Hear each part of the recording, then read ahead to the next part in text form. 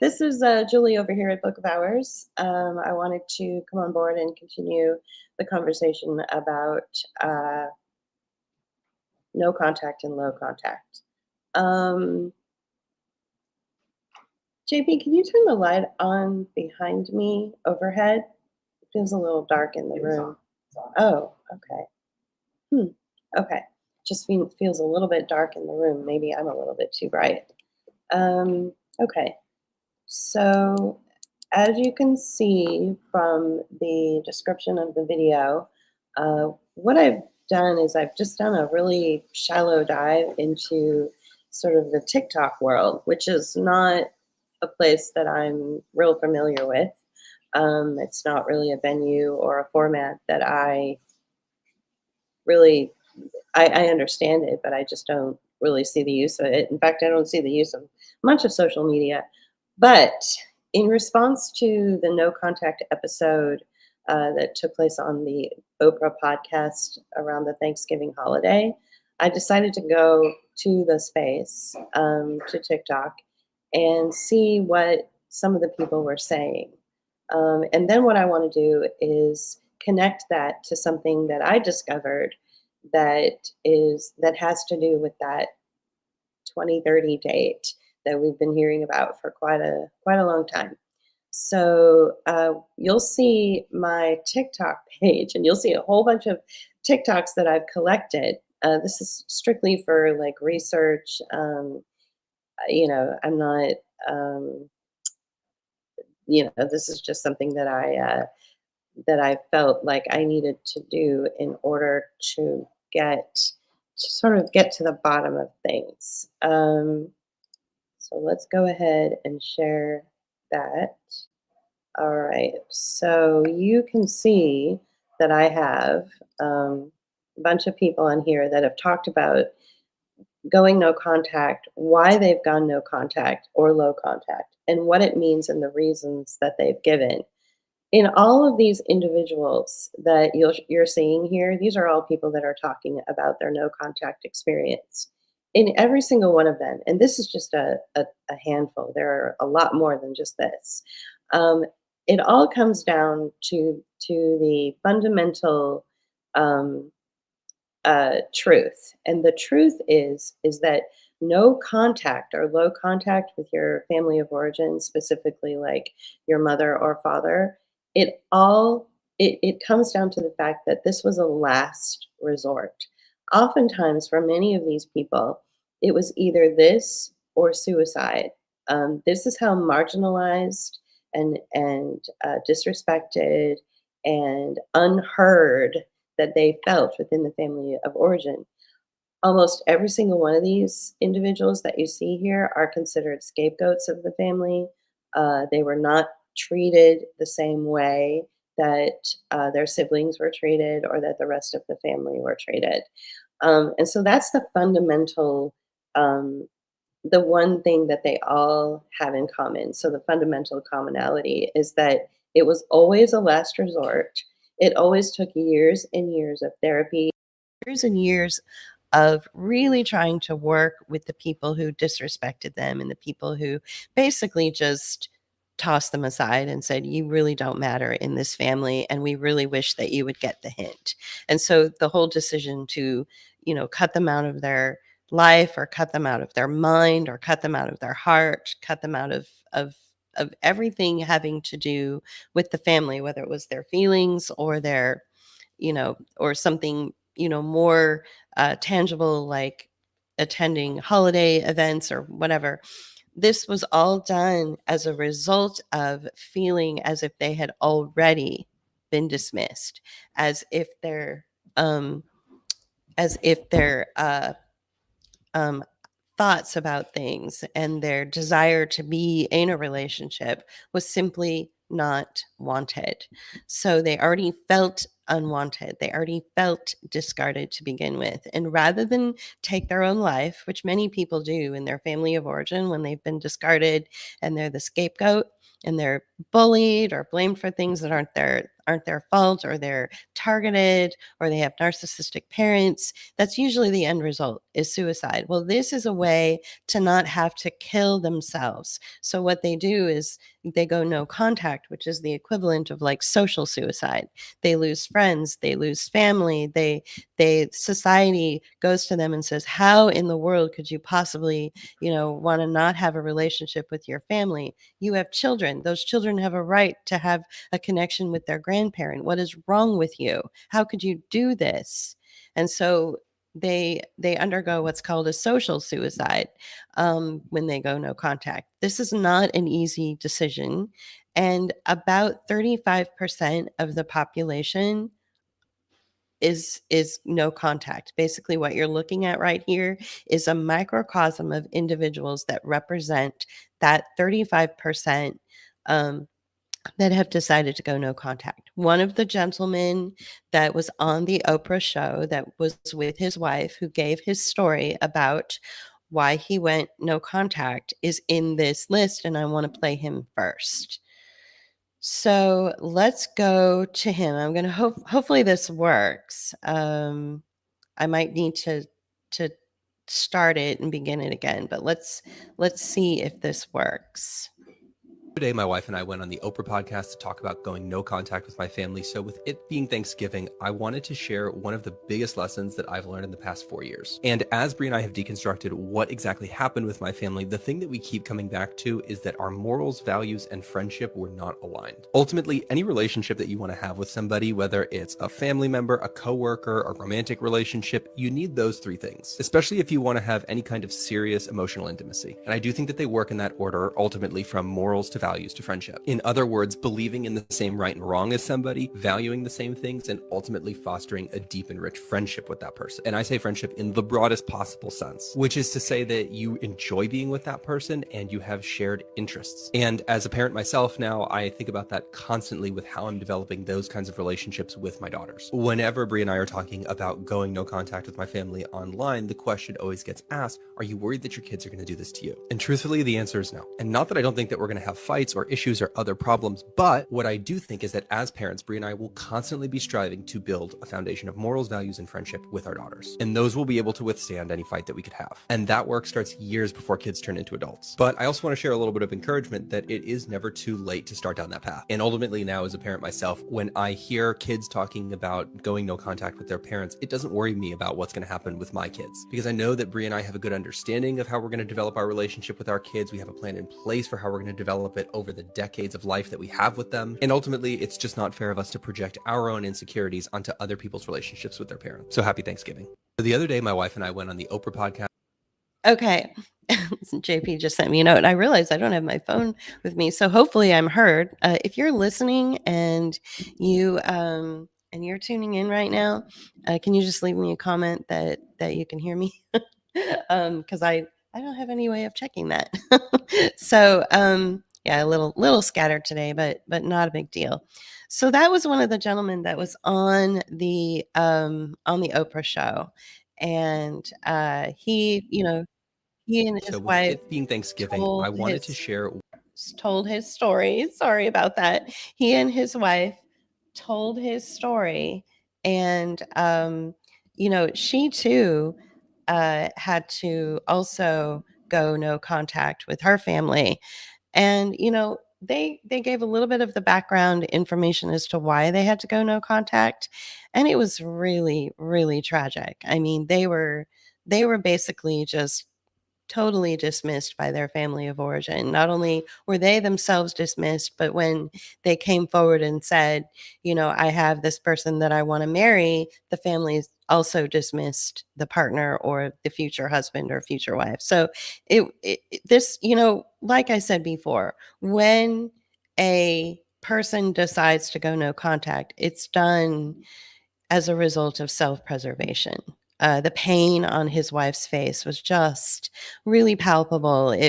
Go back and watch the episode. It's called Oprah Winfrey's Podcast, and it's the no contact episode.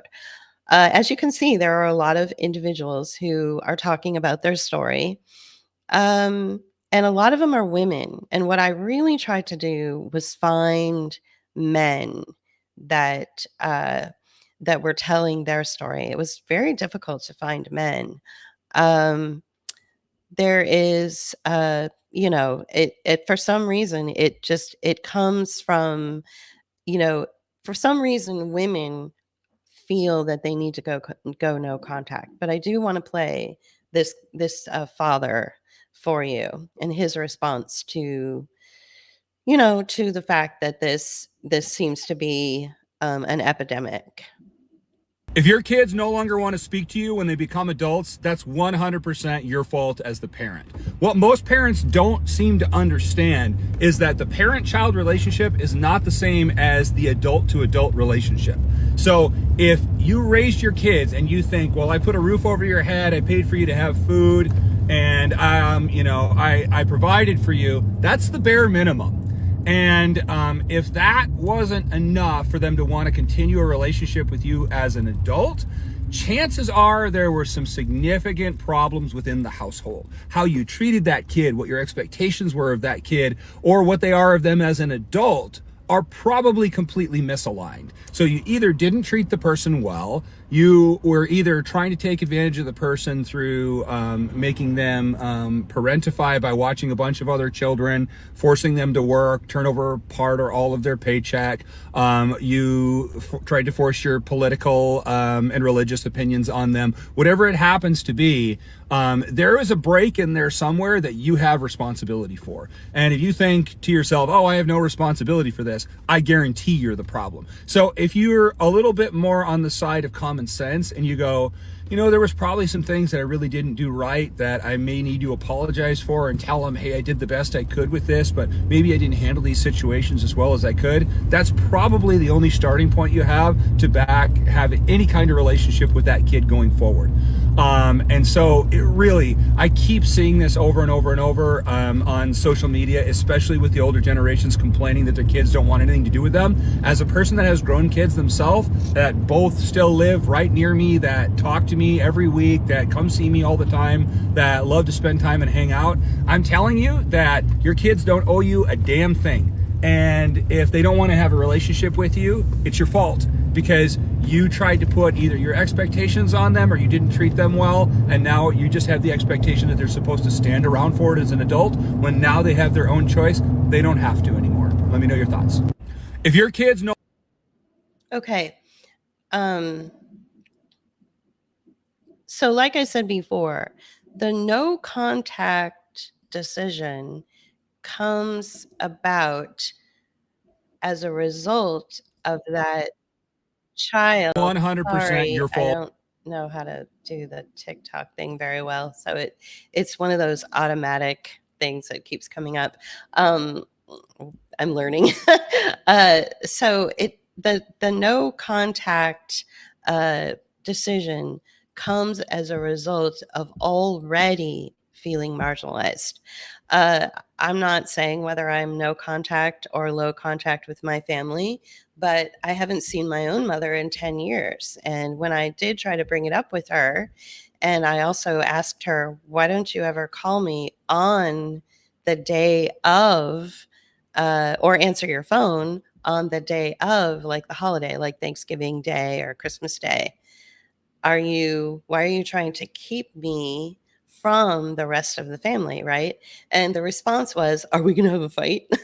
So rather than engage in intelligent dialogue and engage in respectful dialogue and really explore the reasons why she doesn't want to talk to me, on the holidays specifically, she'll call me the day after once everybody's gone. You see what I'm saying? And why she doesn't want to see me. I would like to have a relationship with her, but it's clear that she's already decided that she doesn't want to have a relationship with me. So if I were to go no contact and shut down, connections with her, and shut off my heart and shut off my mind and not give her real estate in my mind, then that would be as a result of her already sort of dismissing me to begin with.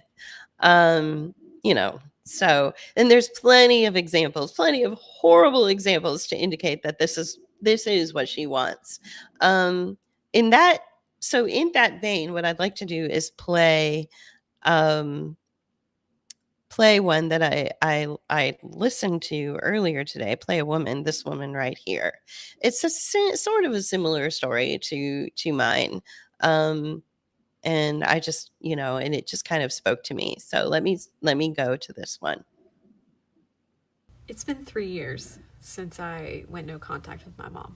Going back through old text messages and conversations, I started to put together a pattern that had not emerged before, because I was so deeply in this frightened, scared place when I went no contact. I knew that it was going to blow up everything. I was going to literally lose every single person in my life when I did that. So that's really all I could think about, was just how much I was losing by choosing me.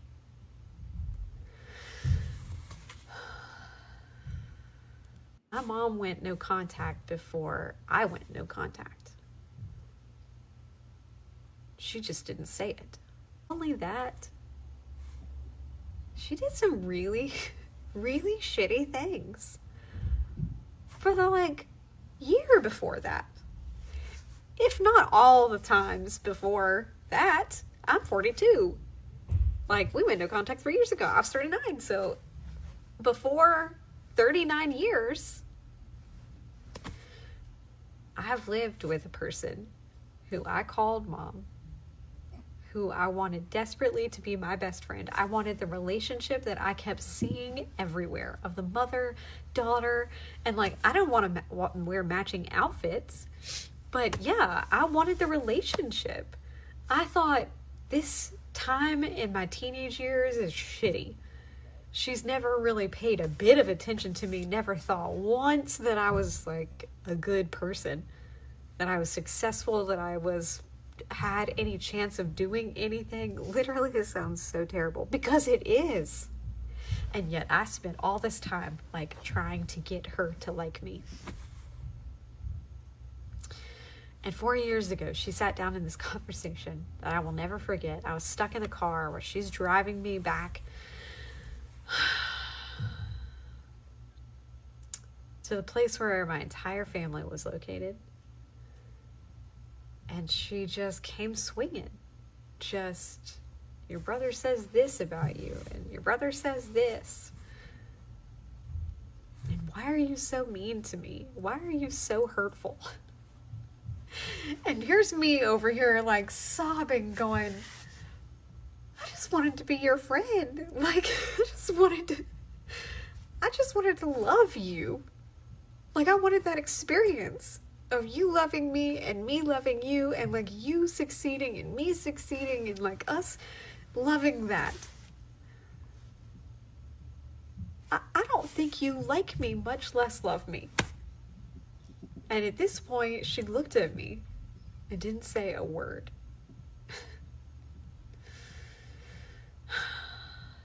And what felt like 5 minutes, which was probably only about 30 seconds, she said with a really angry face, "Wait until your kids are older and they hate you." And at that moment, all...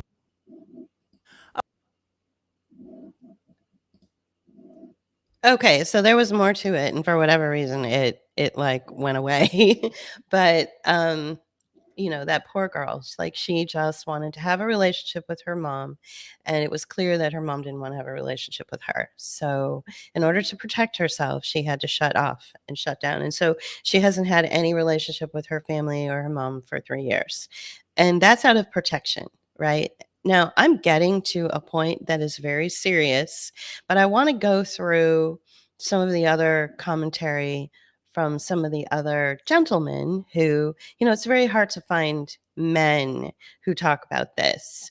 And there's some really good points that some women make. And of course, I'm going to share those as well. But let's take a look at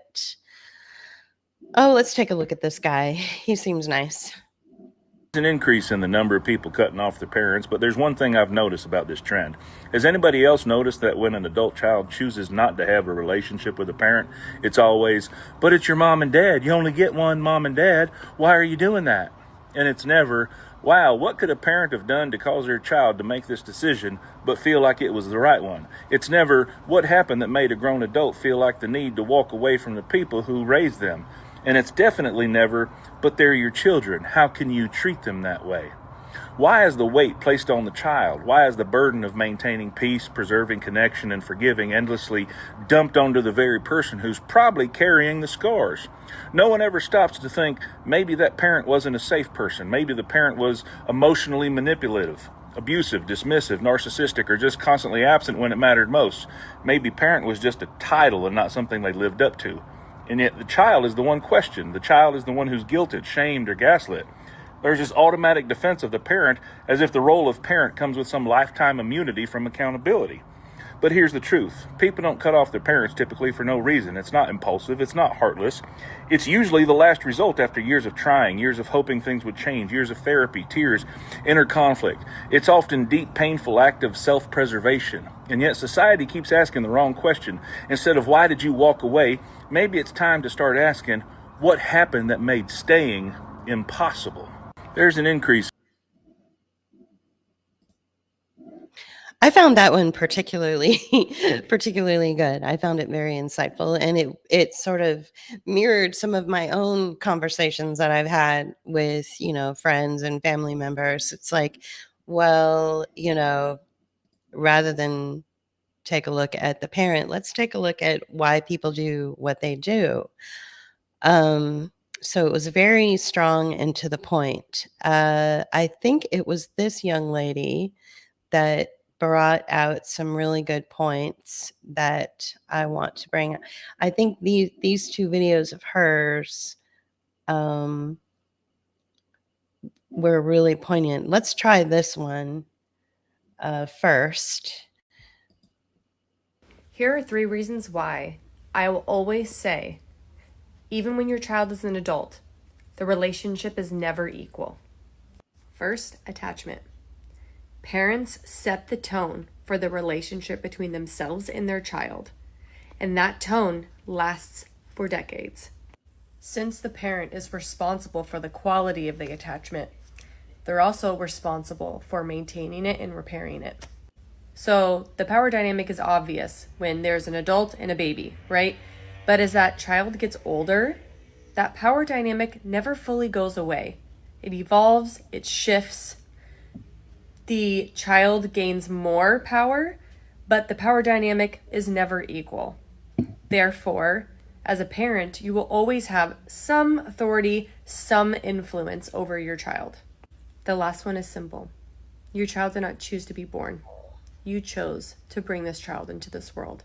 And with that is an enormous responsibility to be a parent.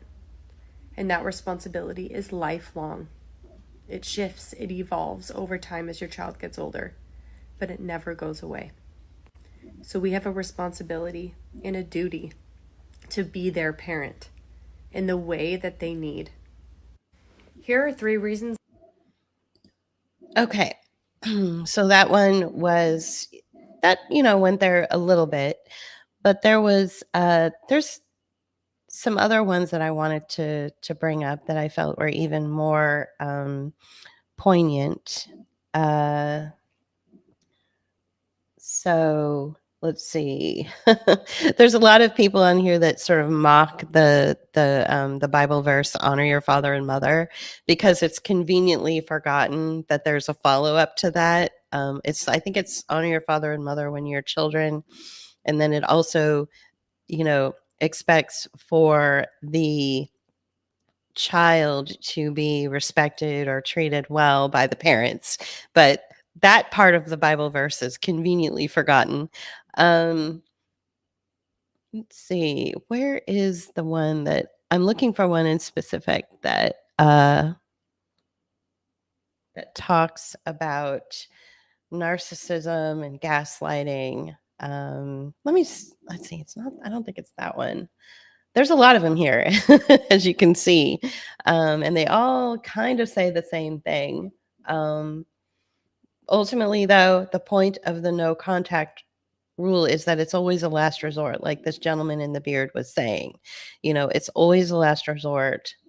It's not something that people come to lightly.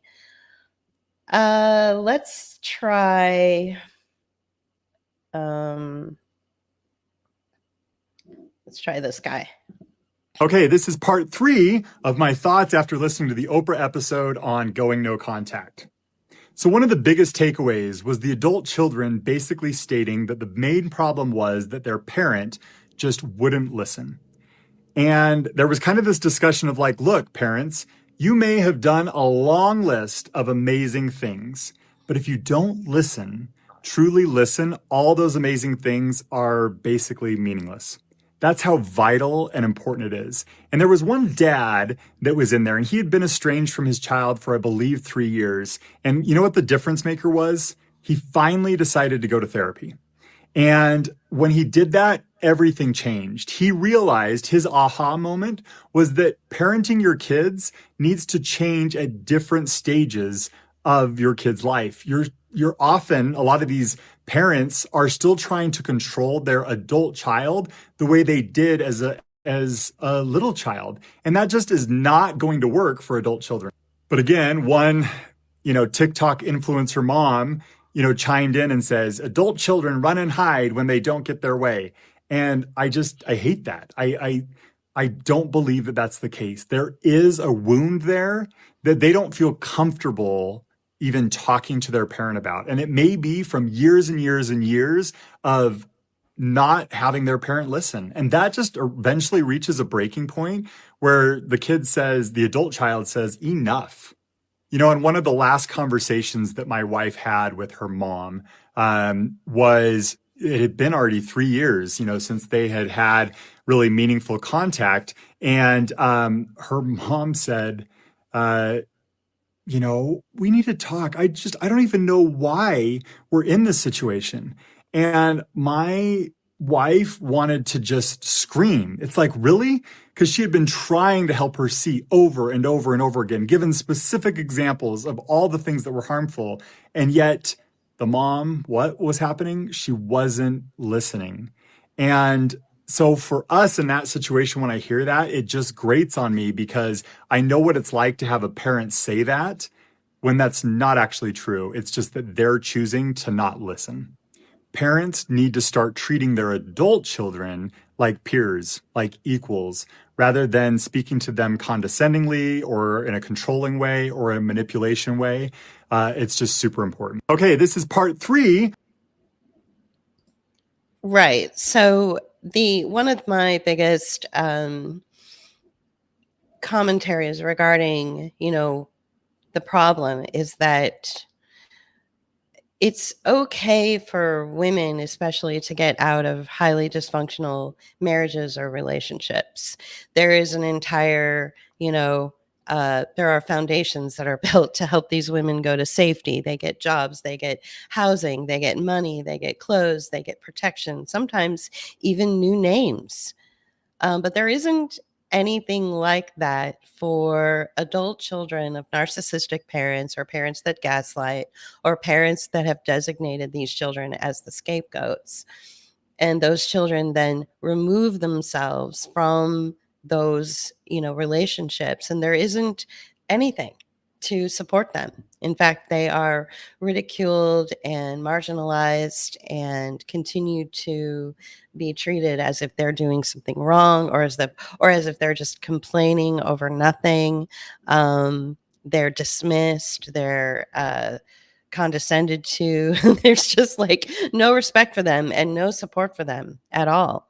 And I think that, there was one really excellent commentary from a woman. It was very strongly spoken, and it was about how when you're dealing with narcissistic parents, that they don't look at you as a relation. They look at you as supply.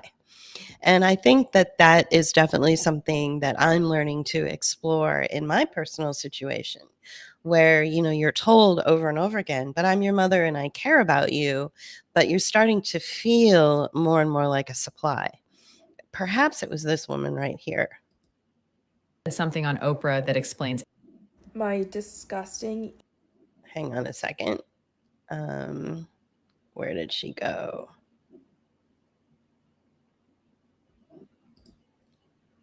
Gibson said something on Oprah that explains everything about why narcissistic parents are losing their minds right now. She said, "We've moved as a society from respecting the role of parent, honor thy mother and father, to requiring actual relationship skills." Meaning the title alone isn't enough anymore. You have to be a good parent, not just hold the position of parent. And narcissists, they are big mad about this shift because narcissists don't have relationship skills. They have control tactics, guilt trips, manipulation strategies, fear-based compliance methods, but empathy, active listening, accountability, self-reflection, taking responsibility for harm caused, not in their toolkit. So when we say the role isn't enough, they hear you're not enough. And honestly, they're right. The role isn't enough. It never was. My mother thought because she gave birth to me, she owned me forever, no matter how she treated me. But I'm not a possession. I'm a person. Persons require relationships, not ownership. When I went no contact, I wasn't rejecting my mother. I was rejecting the idea that biology equals unconditional access to me. She could have had a relationship, but she'd have to earn it like everyone else, through respect, through care, through actual love, not control disguised as love. This shift isn't going backwards. The days of respect me because you're a parent are over. Now it's show me you deserve a relationship with me. Narcissists will never understand that, but you do, and that's why you're free. Gibson said something on Oprah that explains everything about why. Okay, that really sums it up nicely. That's sort of the heart of the matter. And so what I want to do is take that language and I want to transition into another video from a very well-spoken gentleman who was very clear about the new sort of where we are in society and how this idea that just because a person is a parent, it doesn't mean that they have ownership of you. Let me try to find him. He's a tricky one. Here he is right in front. Okay, I love this guy. And with this, there's a lot of videos I could show you. There's a lot. But with this particular one, I want to transition into a new conversation. So. Confronted my mother about the things that happened to me, and that's the reason that in adulthood I did not have a positive relationship with her. I got met with, "That's not how I remember it," and I must have been overblowing it. And the other one was, "Well, I guess I'm just a terrible mother then." Let me read you the narcissist's prayer if you've never heard it. That didn't happen, and if it did, it wasn't that bad, and if it was, that's not a big deal, and if it is, that's not my fault, and if it was, I didn't mean it, and if I did, you deserved it. I'm not saying every boomer parent is absolute garbage. I'm not saying that most boomers across the board are garbage. What I am saying, and what I will continue to say with my entire chest, because I fundamentally believe it, is that an absurdly not insignificant, an absurdly higher percentage than should ever be of boomers are intensely broken, disgusting human beings. All you have to do is read through the comments in these last several posts about boomers and read the stories that people have been telling about the terrible things their parents have done. And if you're a boomer listening to this and you go, "Well, I'm not like that," you should ask yourself a couple of things. Would other people say you're not like that? And if they would, ask yourself why you don't think so. Because you don't get to be the person that says whether or not you're a good person. Other people get to say whether or not you are a good human being. You don't get to give yourself that award. When I can. So, so I think what we're looking at is a generation of, as a whole, speaking broadly, not targeting any specific person who happens to fall into that generation. I certainly know some very kind and wonderful baby boomers who are incredibly aware and very much into accountability and treating people well. And they understand their privilege and they understand, what they've been given, and they have good relationships with their kids and they're great. So I'm not saying that what he just said is specifically for you if you're a baby boomer listening, but broadly, generally, it does seem to be a problem. And so I want to play you this girl here. She's in a I guess she's in a little green froggy suit. And she was really great. So I want to go ahead and play this one for you. Boomers are currently tweaking out because they realize that they spent all of their life being really shitty to their children, and now they'll have nobody to take care of them. These are the same boomers that were able to sell their homes at 300-400% more than they bought them for, and then said, I'm not really gonna leave you anything with that money. I've heard so many stories of boomers that literally have told their kids they're going to spend every last cent that they made and every last cent that they have because they don't owe their children anything. But now we owe you taking care of you, the same people that literally couldn't wait to get rid of us and barely raised us and now won't even watch our grandchildren. You've ruined the economy, none of us can get homes, and now you want us to be responsible for you? So let's take it from the top. You're selfish. You are toxic within your family unit. You are toxic in the workplace. You ruined remote work all because you want to cheat on your wives. You stripped us of every safety net that you had the luxury of enjoying. You advocated the entire time for the stagnation of wages, which made it impossible for us to earn a livable wage, unlike yourselves. And now you think that making us feel bad so that we can take care of you because you didn't plan for your elder years, and your whole plan was that we would take care of you when you didn't take care of us, and now you're afraid you're gonna die alone, and guess what? You are. Boomers are currently tweaking out because they realize that they spent all of their life being really shitty to their children, and now they'll have nobody to take care of them. Okay, so I wanted to JP helped me earlier today by sending me some language, and I wanted to share this with you.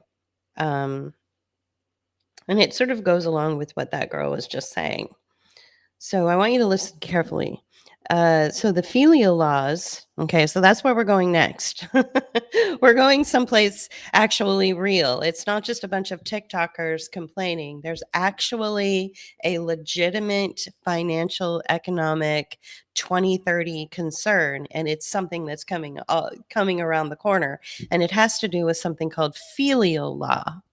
And I'll explain what that is in a minute. But let's read JP's very helpful text to me. So filial laws are part of the debt economy that we are now a part of.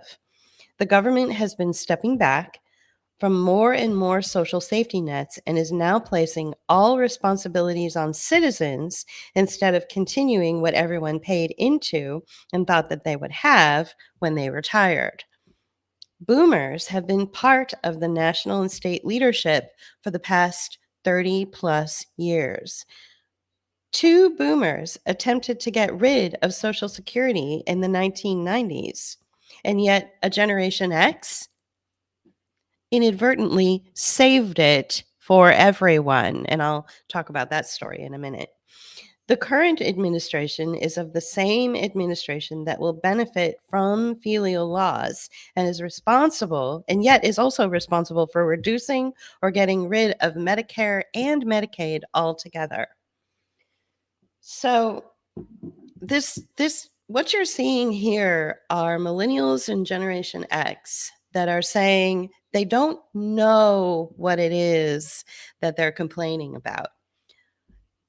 They don't but it's in there. It's something is happening in them. Their instinct is telling them, wait a minute, something doesn't seem right. And they should go with that instinct. And that what they need to do is turn their emotional complaint and turn it into a legal a legal framework so that they can protect themselves and their assets and their family. So right now there's no law in place to protect from what I think is happening now and what some people are saying is going to happen at least by 2030. So let me talk to you a little bit about what filial law is and what states currently recognize it. So we're going to switch gears a little bit let me go to the screen that I just have to get really close here so I can see. Here it is. All right, so show more. All right, so what you're looking at are a bunch of states that recognize filial law. So it's Alaska, Arkansas, California, Connecticut, Delaware, Georgia, Indiana, Iowa, Kentucky, Louisiana, Massachusetts, Mississippi, Montana, Nevada, New Hampshire, New Jersey, North Carolina, Ohio, Oregon, Pennsylvania, Rhode Island, South Dakota, Tennessee, Utah, Vermont, Virginia, and West Virginia. That's about 29 states, I believe. There are, if you didn't hear your state in that list, I'm sure that they are thinking about adopting filial law into the state. And what filial law basically states is that if you have a parent that, say, is, has run through all of their money and Medicaid has been exhausted, and they're, and for whatever reason, for instance, Medicare will become solvent or insolvent in 2033. And as a result, Medicaid is also going to be changing some of the criteria around what makes a person eligible for Medicaid. So that's coming. So say you are an older person who's been living in a nursing home and all of your money has been used to care for you at that nursing home. You've exhausted all of your Medicaid benefits. And let's just say that it's 2033 and Medicare is insolvent. It doesn't exist anymore.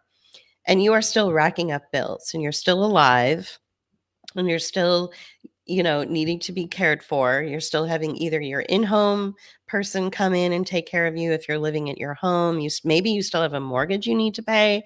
Maybe the nursing home or the care facility is keeping a tab on how much it costs to keep you alive.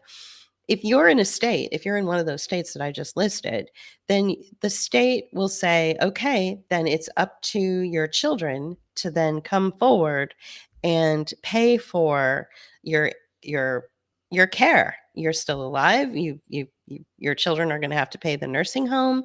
They're going to have to pay the home care workers.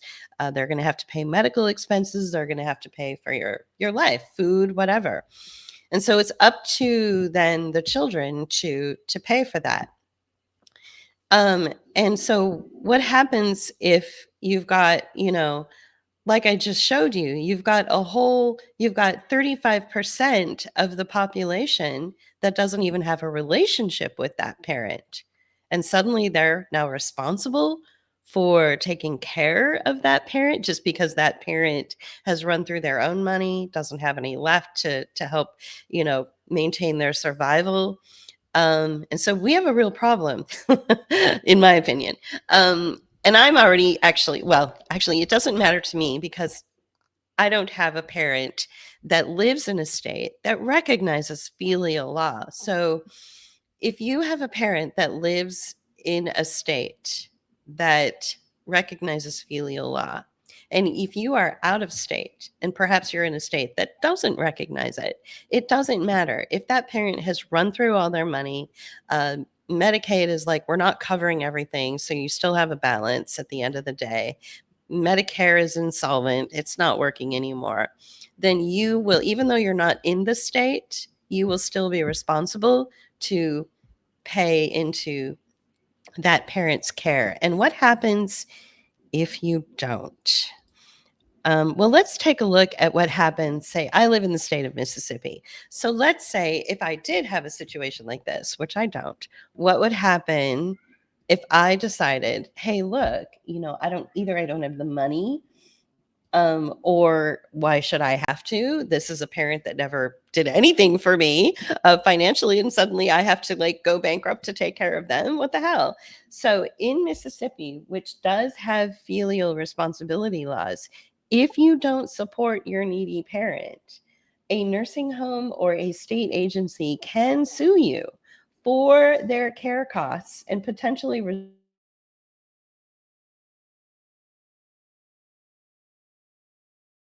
contempt if you defy those court orders.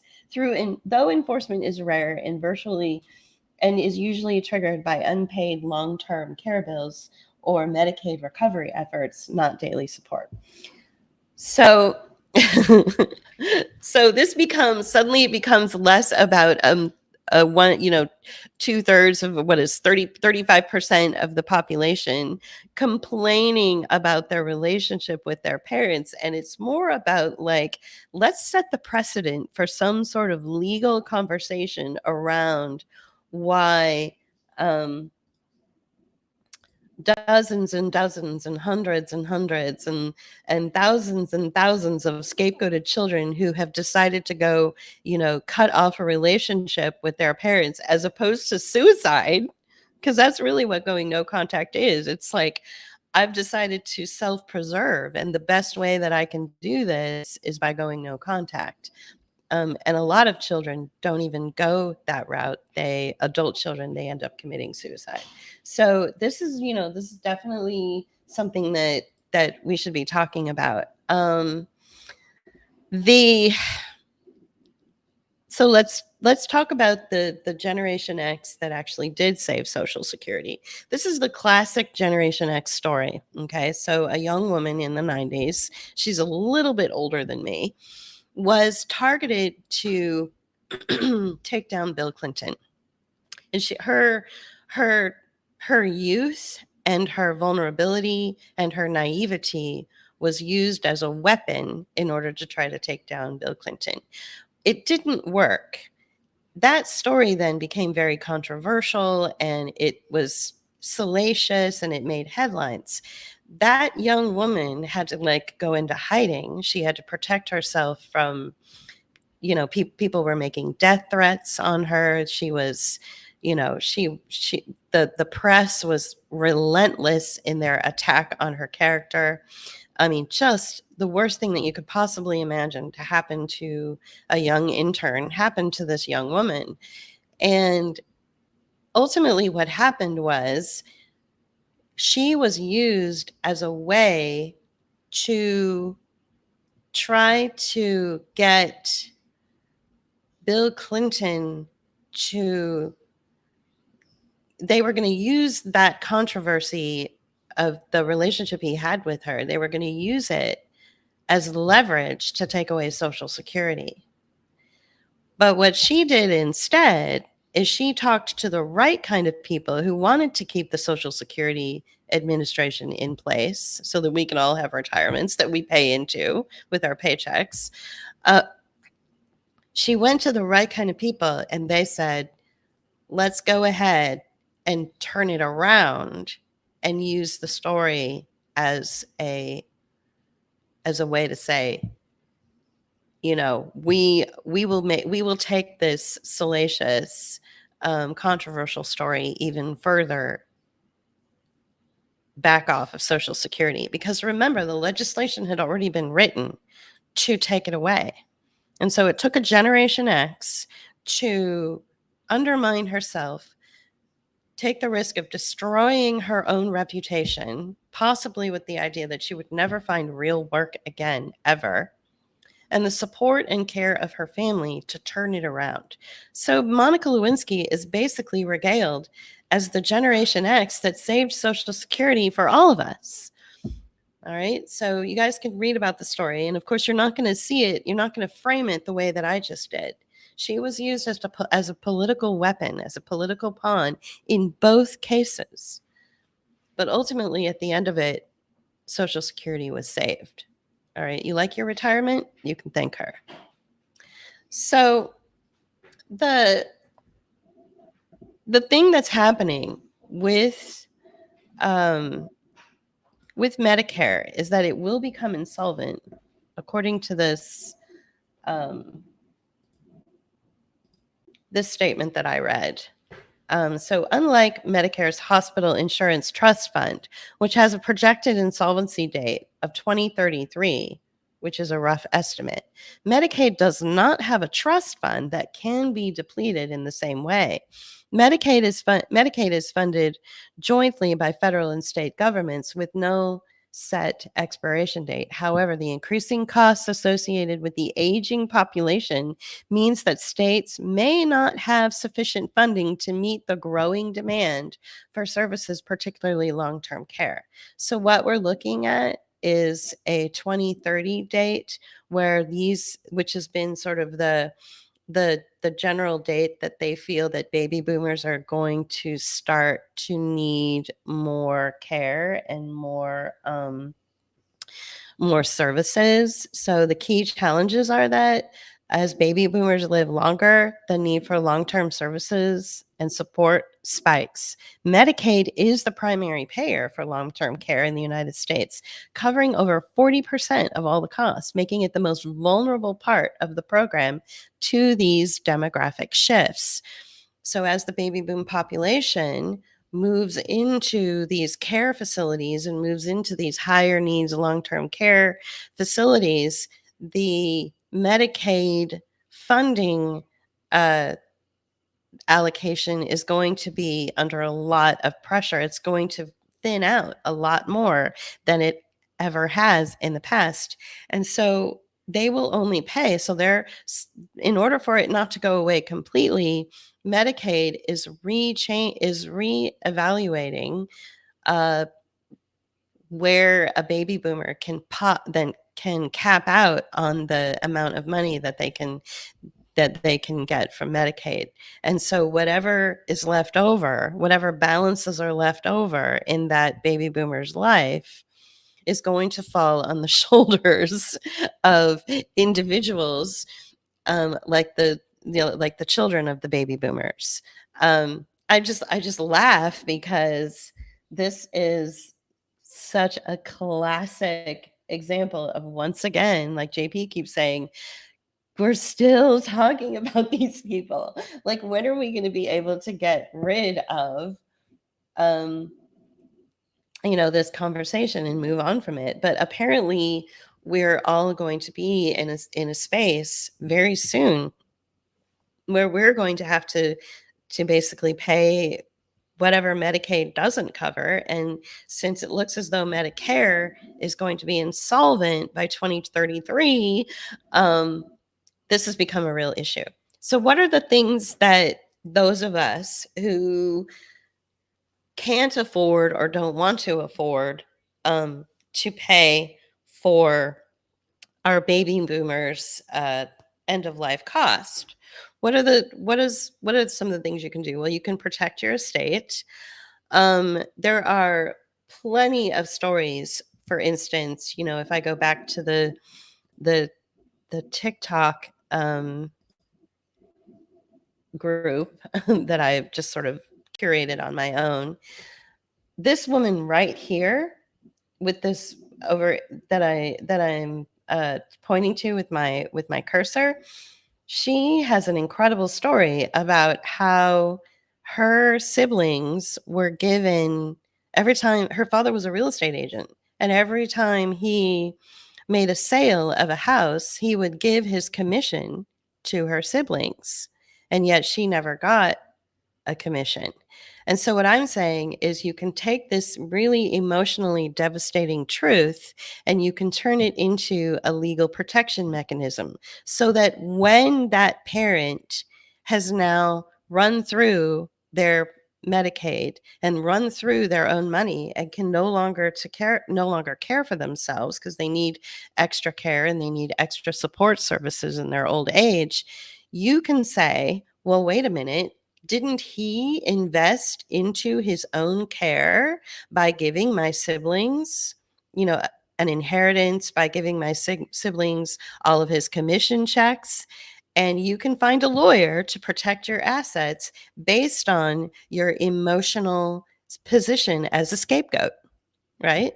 So a lot of this language that, we as the scapegoats of the family, we're coming at it from an emotional place. But as we get closer and closer and closer to 2030, And the parents that are operating in narcissism and refuse to be accountable and don't want to have open discussions about why they decided to not be a parent or leave relationships before, which left us, completely devastated and suicidal, and thus having to commit social suicide by being by choosing to go no contact. We can start using that language, tie it up with our own estate and our own assets, and say, well, since the siblings were given all of this preferential treatment, my husband's mother and her sister weren't given anything by her parents, and yet the son was given new cars and all sorts of support. So it should have been up to him to care for the elderly parent. You see what I'm saying?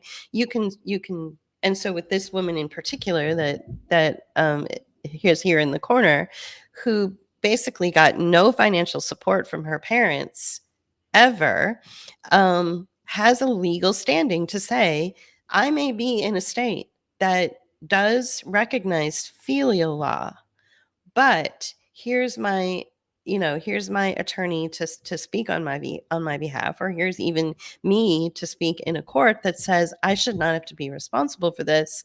I wasn't invested into in the first place. Doesn't a parent invest into their child in the hopes that that child will then financially turn around and use that investment to care for the parent? Isn't that how it's supposed to work? And since I was never invested in the first place, I was never invested into in the first place, then, I should not have to be legally responsible for something, right? So I think we can take all of these stories and we can look at each individual case and realize that these adult children who tend to have brighter eyes and a brighter outlook on life. You would be surprised at some of the abuse stories that I've read, and yet these, especially this woman here, my cursor is over her. She goes by Stella something. She has this incredible story. It's amazing how she came out so well spoken, and it does not lead with her abuse. That's another thing too, is individuals that decide to go no contact, they don't lead from a position of victim. So they are not empowered through victimization. They're empowered because they decided to do the work. They decided to hold themselves accountable. They decided to mature and wanted to have a mature relationship with their parents. And when that didn't happen, they realized that it wasn't benefiting them. So they went no contact. So each and every one of these people has a really strong position to stand on, especially when it comes to a financial responsibility, which they may find themselves burdened with in the future as a result of filial law. And I highly recommend that you look into filial law. If you are someone who is living in the same state as your parent and that particular state does not have filial law, then I would look into seeing if it's on the table. Because as Medicare becomes insolvent in 2033, and as Medicaid starts to change the criteria, meaning that, what Medicaid is offered to your parent will cap out. And if your parent is still living and has run through their own money and there's nothing left to pay for their care, then it's going to be your responsibility if your state has filial law. If it doesn't, then it's not you're under no legal obligation. So in my case, because my parent, my one living parent, lives in a state that does not recognize filial law, then even though I live in a state that does, but the parent lives in a state that doesn't, I'm not held responsible for that parent's end of life care. And a lot of times parents, they give, their favored child or their golden child or their enabling child, power of attorney or full responsibility, saying, I'm going to give you the house and give you all my money and give you everything so that, and so that you can pay for everything. And then that would actually, so even if they were in a state that did recognize filial law, that would actually, filial law wouldn't apply to them because they've already drawn up a trust, they've already drawn up a will, they've already drawn up power of attorney, they've already drawn up the health directive. Like all of that would supersede filial law. It's for those people that are basically there's nothing, and there's nothing left for them. And so then they're going to go, then the state is going to research to see if they have any um, children who could then pay for that parent's care.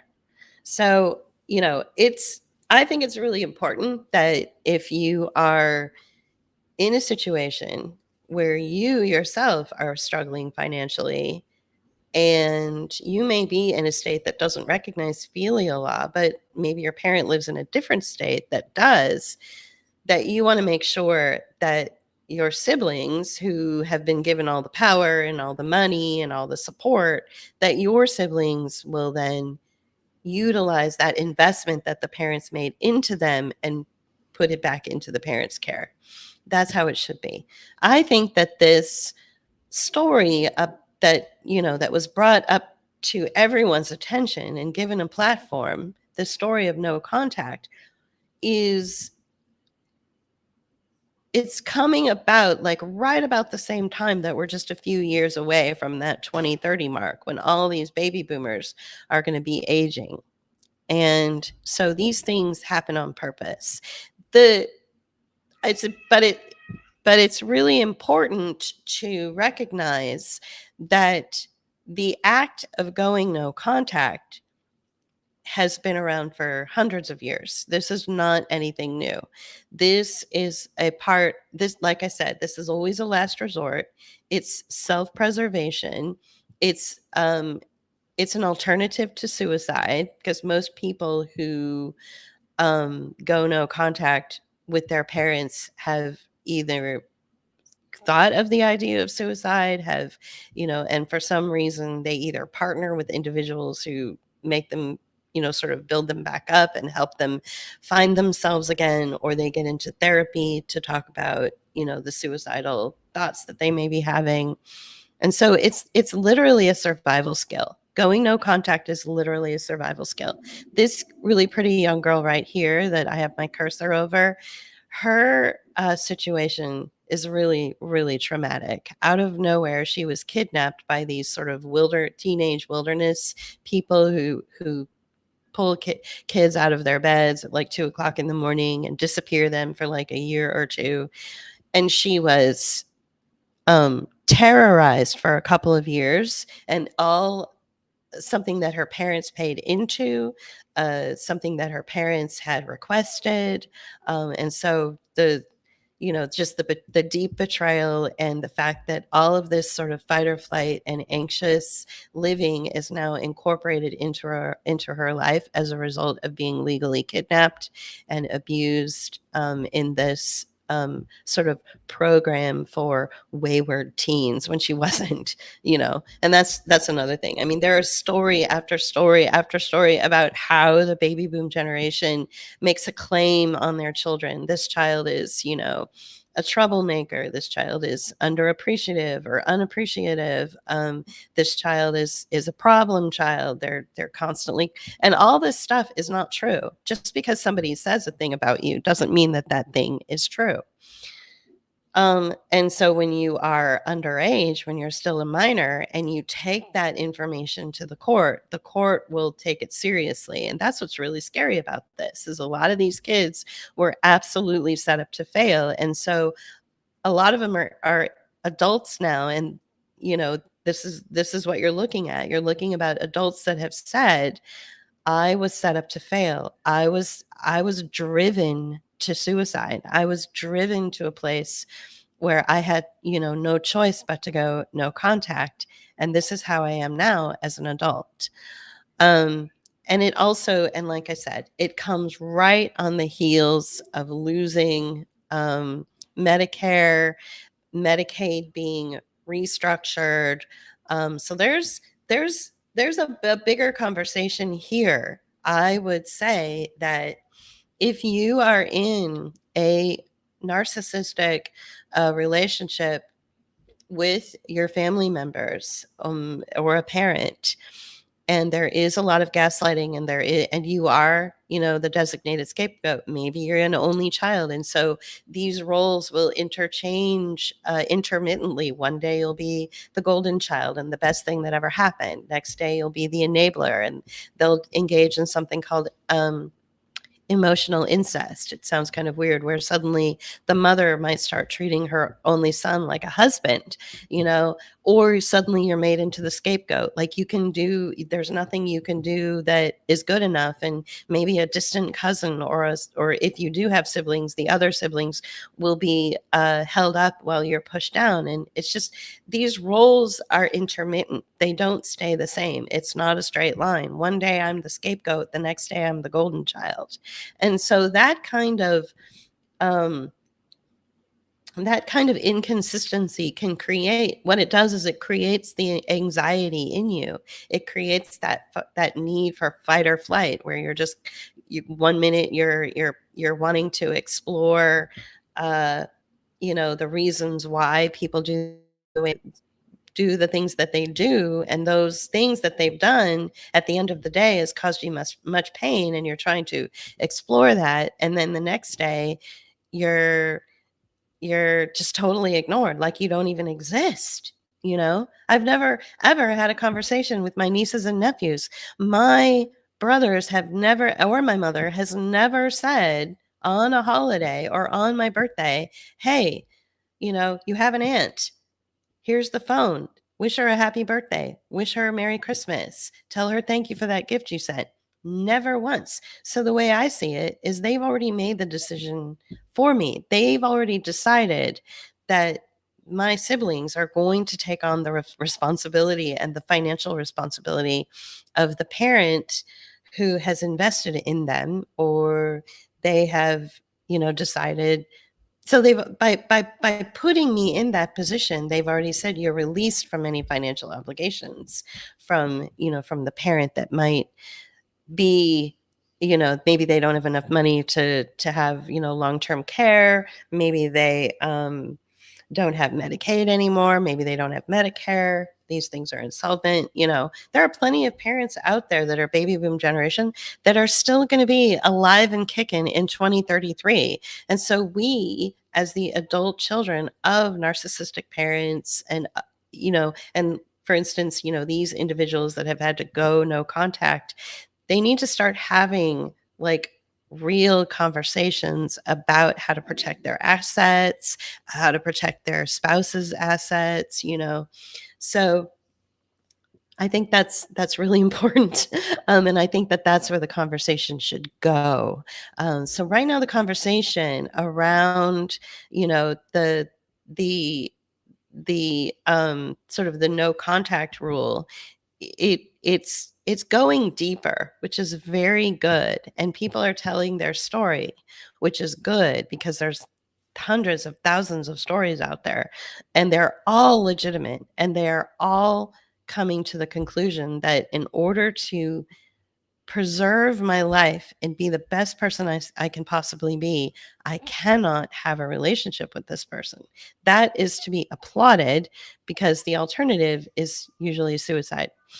Now the conversation needs to move further ahead. It needs to say, wait a minute, why is the state of, California reaching out to me when I live in Arkansas and says that I need to pay for this estranged parents' end of life care? What is this about?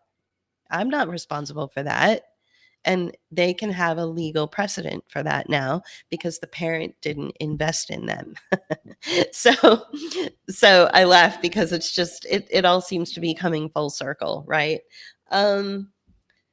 I guess that's really all I have to say about this. I have tons and tons and tons of examples of why I think that this situation is very important, and I could give, and I could use personal anecdotes. But what I want to do is I want to leave you with something from the National Institute of Health.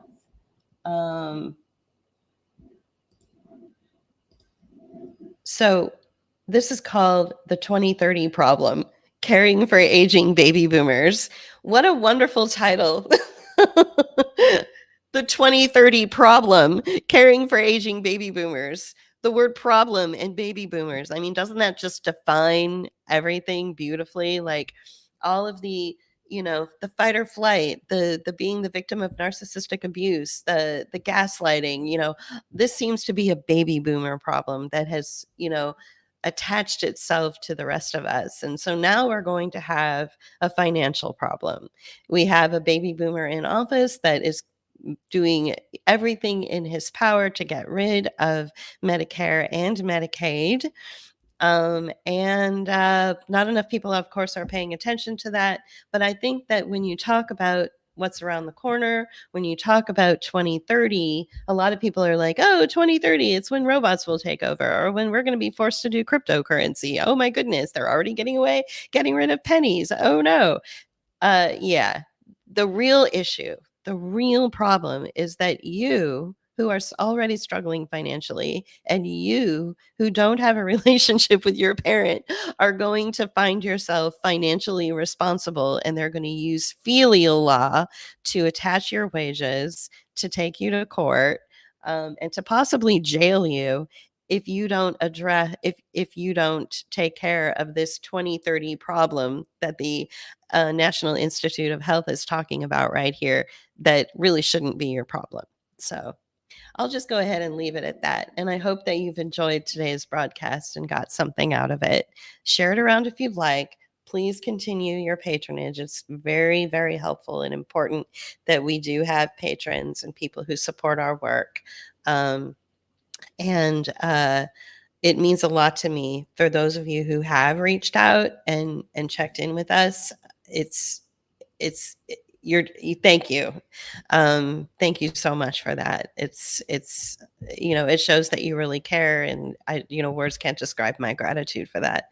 So, share this around if you like. I'll make this one public, and have a great weekend.